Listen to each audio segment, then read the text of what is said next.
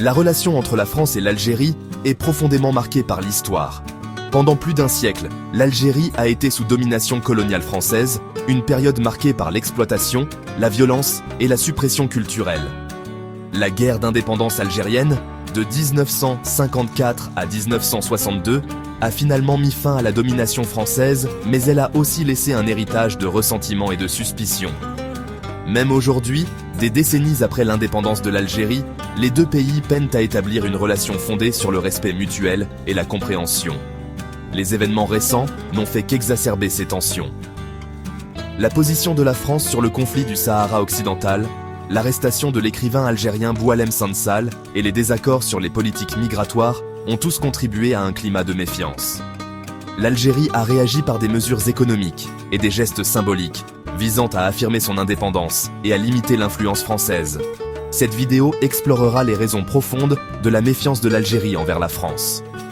Elle examinera le contexte historique, analysera les récents points de friction et considérera les défis qui se posent pour une véritable réconciliation entre les deux nations. La relation reste complexe et asymétrique, marquée par une histoire qui continue de projeter une ombre pesante. Pour comprendre le présent, il faut se confronter au passé. La colonisation de l'Algérie par la France, à partir de 1830, a été brutale et fondée sur l'exploitation. Les Algériens ont subi la dépossession de leurs terres, l'exclusion politique et la suppression culturelle. Le gouvernement français a activement cherché à effacer l'identité algérienne et à la remplacer par la langue et les coutumes françaises. La guerre d'indépendance algérienne a été une lutte longue et sanglante. Les Algériens se sont battus vaillamment pour leur liberté contre une puissante armée française. La guerre a été marquée par des atrocités des deux côtés, laissant de profondes cicatrices dans la mémoire collective des deux nations. Si la France a pris certaines mesures pour reconnaître son passé colonial, elle ne s'est pas encore pleinement confrontée à l'étendue de sa brutalité en Algérie. Beaucoup d'Algériens pensent que la France continue de nier sa responsabilité dans les souffrances infligées pendant la période coloniale. Cette absence de reconnaissance complète et honnête de l'histoire continue d'alimenter le ressentiment et la méfiance. Même après avoir accordé l'indépendance à ses anciennes colonies, la France a maintenu une forte présence économique et politique en Afrique. Cette influence continue, souvent perçue comme une forme de néocolonialisme, alimente les soupçons en Algérie. Les liens étroits de la France avec le Maroc, un rival régional de l'Algérie, sont une source particulière de tension. L'Algérie considère le soutien de la France au Maroc comme une tentative de contenir sa propre influence dans la région.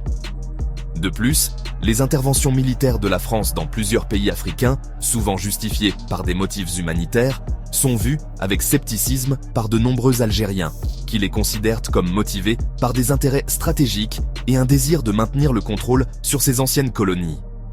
Cette perception de la France comme une puissance interventionniste, cherchant à préserver ses intérêts aux dépens des nations africaines, contribue à la méfiance profondément ancrée. Le conflit du Sahara occidental est devenu un point de friction majeur dans les relations franco-algériennes. L'Algérie soutient depuis longtemps le Front Polisario, un mouvement de libération sahraoui luttant pour l'indépendance du Maroc. La France, en revanche, a traditionnellement soutenu la revendication du Maroc sur le territoire. Ces dernières années, la France a renforcé son soutien au plan d'autonomie du Maroc pour le Sahara occidental, une décision qui a provoqué la colère de l'Algérie. L'Algérie considère la position de la France comme une trahison du peuple sahraoui et un mépris flagrant de ses propres préoccupations en matière de sécurité. Le conflit du Sahara a eu des conséquences tangibles sur la relation. L'Algérie a pris des mesures économiques contre les entreprises françaises opérant dans le pays, et les relations diplomatiques ont été tendues.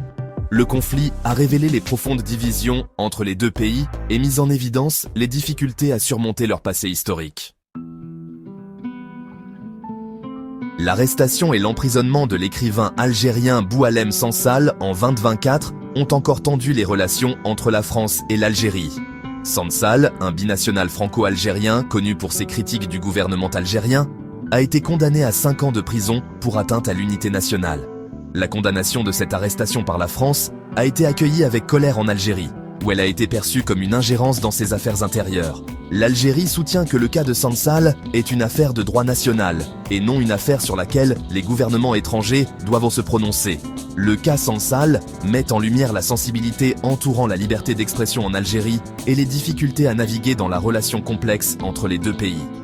Il souligne également la perception persistante de la France comme une puissance néocoloniale cherchant à imposer ses valeurs à ses anciennes colonies. L'immigration est une autre question épineuse dans les relations franco-algériennes. Des millions d'Algériens résident en France, héritage de la période coloniale et des migrations post-indépendance. Cette histoire commune a créé des liens culturels et familiaux forts entre les deux pays. Cependant, l'immigration est aussi devenue une source de tension. La France a durci ses politiques d'immigration ces dernières années, ce qui a conduit à des désaccords avec l'Algérie sur le rapatriement des citoyens algériens résidant illégalement en France. L'Algérie a résisté aux appels à reprendre ses citoyens, arguant que la France a une responsabilité envers ceux qui ont migré pendant l'ère coloniale. Le débat sur l'immigration est souvent lié à des questions d'identité et d'appartenance. La France s'efforce d'intégrer son importante population algérienne tout en répondant aux préoccupations relatives à la sécurité nationale et à la cohésion culturelle. L'Algérie, pour sa part, cherche à protéger les droits de ses citoyens à l'étranger tout en affirmant sa propre identité nationale et son indépendance. Les relations politiques tendues entre la France et l'Algérie ont eu des conséquences économiques tangibles. Les entreprises françaises opérant en Algérie se heurtent à des obstacles, notamment des difficultés à obtenir des autorisations administratives et à obtenir de nouveaux financements.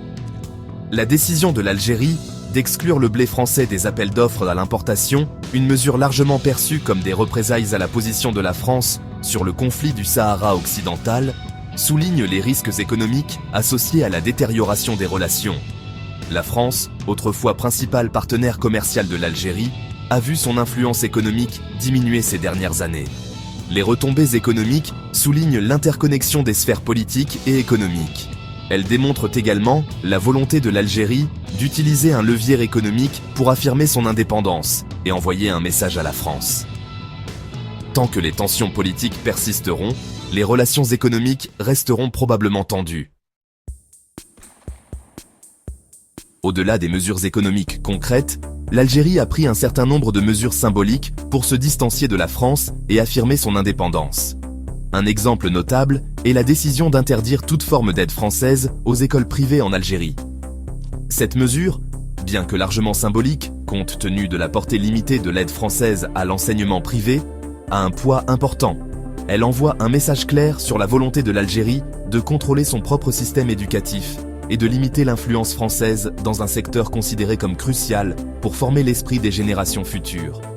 De tels gestes symboliques, même s'ils n'ont peut-être pas d'impact direct sur la vie des citoyens ordinaires, témoignent des courants plus profonds de ressentiment et du désir d'une rupture nette avec le passé colonial qui continue de sévir en Algérie.